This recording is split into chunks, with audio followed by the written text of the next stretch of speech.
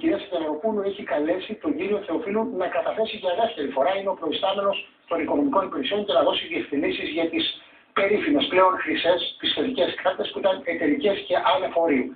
Όντας υπέρμαχος αυτής, θα σας πω εγώ, γιατί η Παναχαϊκή δεν αδικείται όπως παλιά, αλλά δεν ευνοείται.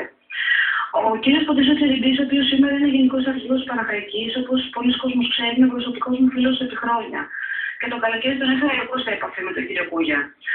Ο κ. Τσιριμπής είναι επικεφαλής του Συνδέσμου των Φιλάθλων του Ολυμπιακού της Μάνης. Σκέφτηκα λοιπόν ότι με την επαφή αυτή θα έφτιαχναν τις σχέσεις του κ. Κούγια με τον Ολυμπιακό. Και δηλαδή τι εννοώ. Ο Ολυμπιακός θα σταματούσε να αδικεί την Παναχαϊκή και ο κ. Κούγια θα σταματούσε να κατηγορήσει τον Ολυμπιακό. Και όπως αυτό ακριβώς έγινε.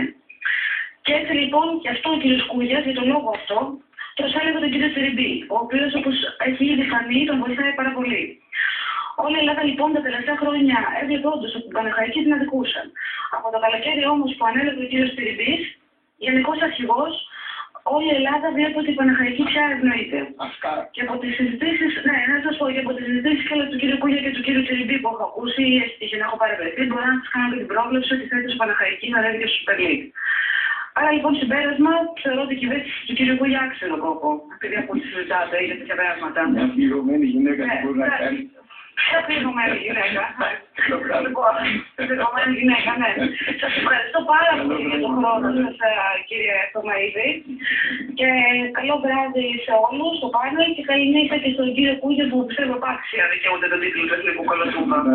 Καλό σας βράδυ.